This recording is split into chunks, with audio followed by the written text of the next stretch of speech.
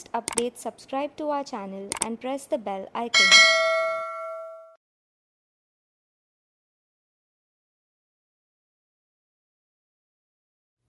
Officers of Customs. Section 3 to Section 6 of the Customs Act 1962 refers to officers of customs. Section 3 talks about classes of officers of customs. The following classes are listed in the Act: Chief Commissioner of Customs, Commissioner of Customs, Commissioner of Customs Appeals, Joint Commissioner of Customs, Deputy Commissioner of Customs, Assistant Commissioner of Customs, or any other such class as may be appointed under this Act. Section 4 talks about appointment of officers of customs. It says the board may appoint such persons as it deems fit to undertake work as an officer of customs. What it says further is that the board may authorize a commissioner, a chief commissioner, an additional commissioner, a joint commissioner, a deputy commissioner, or an assistant commissioner to appoint officers of customs below the rank of assistant commissioner of customs. Section 5 says about the powers of officers of customs. The powers of officers of customs have to be very clearly defined, that is, which officer of a particular rank can exercise what powers under the Customs Act. What is interesting in Section 5 of the Customs Act is that a senior officer may exercise every power of a subordinate officer, which means that a subordinate officer has a particular activity for which he is authorized. In his absence, his senior officer can undertake those activities and exercise all the powers conferred under the Customs Act because they were powers given to a subordinate officer. In terms of normal custom clearance, it also implies that in the absence of an inspector or a superintendent, the assistant commissioner can undertake all activities of a superintendent or an inspector and give delivery of the cargo or let export the export consignment. It also means that in the absence of the assistant commissioner, the deputy commissioner can do it. In the absence of the deputy commissioner, even the commissioner of customs is given the powers to undertake custom clearance, which is normally done by an officer up to the rank of an assistant or a deputy commissioner of customs. The only rider in this section is that the Commissioner of Customs Appeals has only the powers which are granted to him under Section 108 of the Customs Act, and that is the power to summon people to give evidence and produce documents. Commissioner of Customs Appeals has a very restricted power under this particular section which is given to him. The next section would be entrustment of functions of the board and custom officers to certain other officers. What it says is that the board may at any time give powers to act as custom officers to officers of the central government or the state government as the case may be. It also at some level means that in case a custom officer is not there, a police officer may undertake the job of a custom officer and perform the activities and roles under the Customs Act at that particular point in time. So these were the 4 sections which talk about officers of customs. Then we have a notification 40 by 2012 NT which talks very specifically about the powers given to the various officers. An inspector of customs, central excise or preventive department or an examining officer has powers which are under subsection 91 of section 13, section 31, section 34, 37, 38 and 39. What does sections 31, 34, 37, 38 and 39 say? It talks about unloading of goods.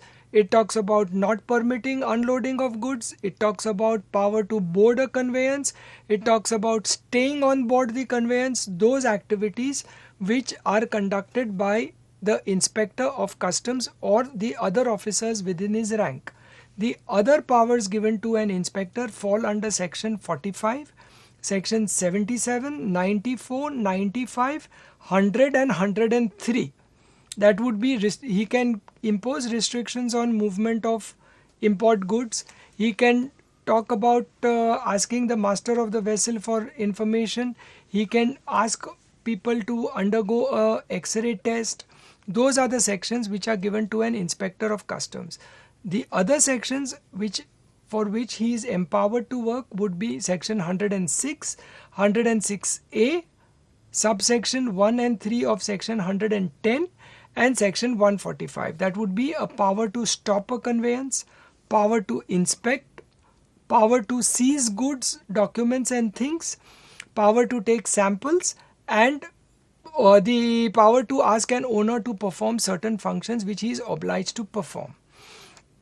The same powers are also given to an intelligence officer of the Directorate General of Intelligence or the Director General of Central Excise Intelligence, that is your DRI or Central. The same officer who is an intelligence officer in those divisions is considered to be on par with an inspector or an examining officer under the customs.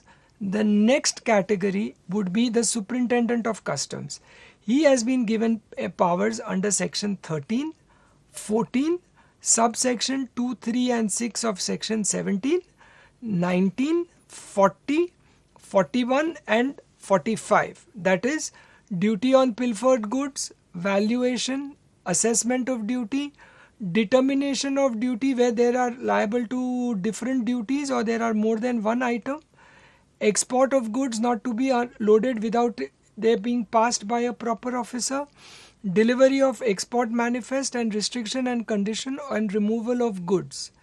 They are further authorized under section 1 and 4 of 46, 47, 50, 51, 54, 62 and a few sections of section 64 of the Customs Act. That would be to permit entry on importation, clearance of goods for home consumption, that is when he gives an out of charge or a let export order. That is the powers given to a superintendent under this notification and falls exactly right over here. You would often wonder why a particular job is done only by a particular officer, and that is exactly because the Customs Act provides that their powers are very clearly listed out and they are linked directly to the various sections of the Customs Act. Further, a superintendent of customs has powers under 68, 69, 79, 83, 86, 92 and 93. That means to give an order for clearance of ex-bond consignments, to give an order to warehouse goods, to give delivery of baggage, to all those activities that a superintendent does are covered under these sections.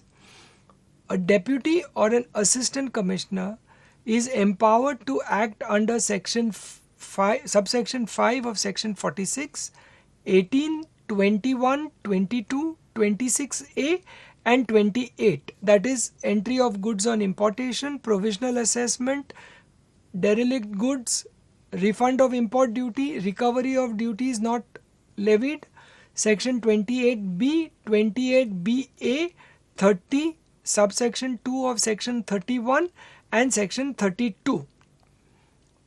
They are further empowered by the provisos under 34, 35, 42, 45, 46 and 48. Section 54, section 59, section 60, 61, 63 and 64. 67, 72, 73, 80, 85, 89, 97, 110, 129A, 129DD, 129E, 130D, 142. Now this will tell you that a deputy or an assistant commissioner is an officer who has the maximum powers while undertaking normal custom processes or while undertaking normal custom clearances, or for the implementation of the act, major part of the powers start at the assistant commissioner.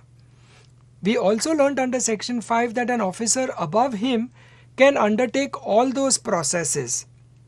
So you notice that a deputy commissioner or an assistant commissioner is empowered under the maximum sections under the Customs Act for powers that have been given to him. The next set of officers would be additional commissioners or joint commissioners. They have been given specific powers for subsection 5 of section 46 and section 149. If there is an activity to be done under section 149, it can be done only by a joint commissioner or an additional commissioner. If there has to be an activity to be done under subsection 5 of section 46, it can be done only by an additional commissioner or a joint commissioner, or because of section 5 an officer above him. The Commissioner of Customs has powers under section 33, which is unloading and loading of goods at approved stations. So these is broadly the specific powers. Yes, you can go to section 8, section 7, appointment of warehouses, appointment of custodians. There again, it is very clearly specified that it would be the Commissioner of Customs. For working professionals, we have to understand this very clearly, that the Act has appointed officers, the Act has given powers to officers, the Act says that senior officers can undertake activities of junior officers, and we should know very clearly for which activity we have to go to an officer of what rank. Very often what happens is, as custom brokers or as importers, as exporters, we tend to deal a lot with an officer who does not have the power under the Customs Act. He is an officer of the Customs Act, but he does not have the power to decide under that particular section. So the test for all of us would be to understand the powers given under the specific notifications, understand the different sections, and then deal with the custom officer who has been empowered under it. For detailed learning on all logistics subjects, visit www.logiveda.com.